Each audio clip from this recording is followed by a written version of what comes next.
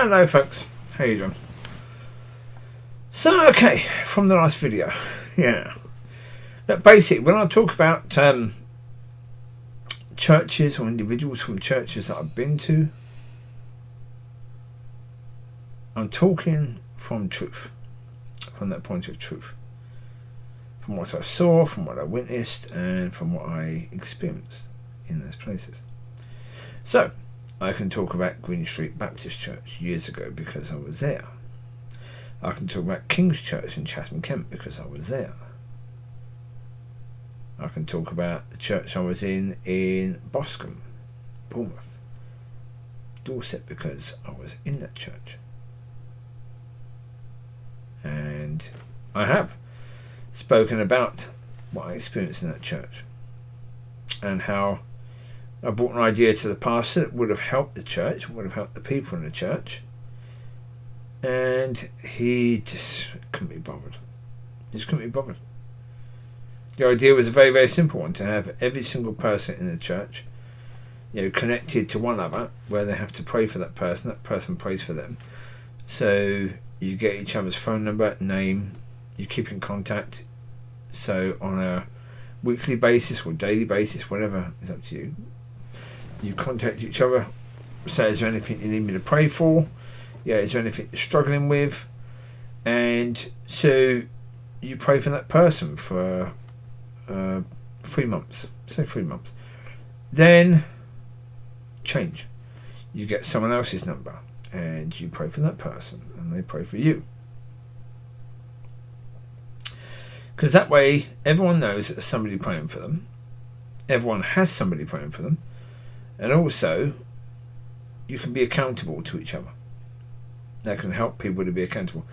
Pastor at the church had no interest in it at all. Just didn't want to do it. It was hard work, and he just didn't want to do it. So I've spoken about that.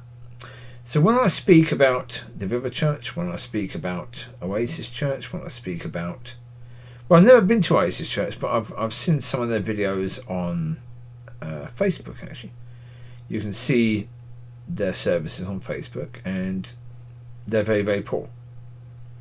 Really poor. Yeah, the stuff they're saying, the stuff they're doing, it's blinking. Or are you kidding me? Yeah, it's that level. It's beyond. It's not even near baby. It's infant level. Yeah, that's what they're doing. Okay. And the African Church, I can speak about that, and the Community Church of God, I can speak about them. Because I was there when Manuel was there, and I've been to the men's meeting with this new pastor, so I know about those churches. I know that the pastor and his wife at the Community Church of God, they've got a good heart, but are they the people to turn that church around? No. Jeff and his wife, are they the people to turn it around? No. The African Church, are they the people to turn that church around? The pastor there? No. See that? Yeah, they're quite capable of continuing that church as it is, and maybe making a tiny bit of improvement. If you're talking about, if you look at that church in 5 years' time, will you see it doing slightly better? Yes. But is that evidence of God? No. Is that evidence that God wanted that person there? No. And so basically that's the point. Look at evidence.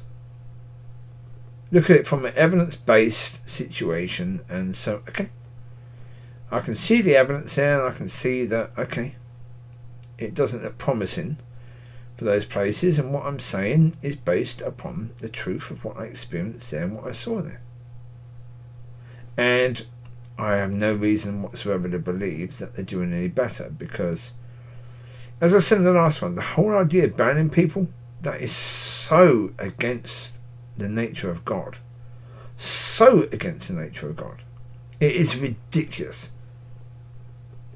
Especially from their understanding of the importance of church. When you have that understanding of the importance of church, the whole idea of blocking someone from coming to church, just ridiculous.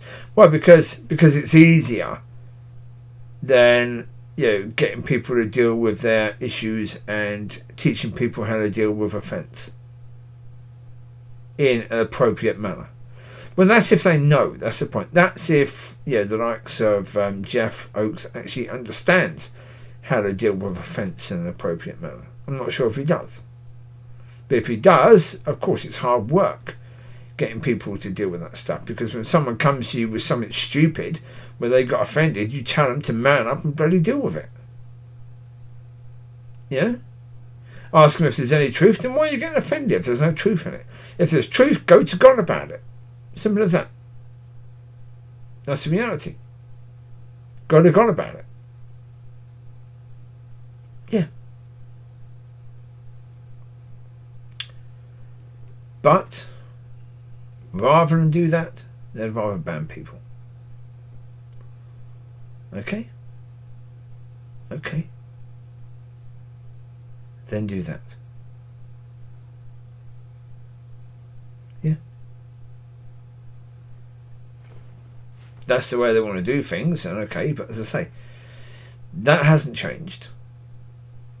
There's no attempt by Jeff Oakes, the senior pastor, or by the lower pastor in that church to undo that situation. So therefore, they haven't come to an understanding that banning people is against the will of God.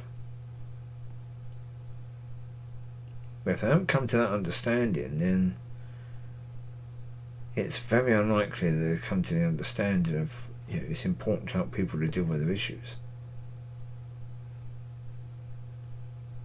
Yeah.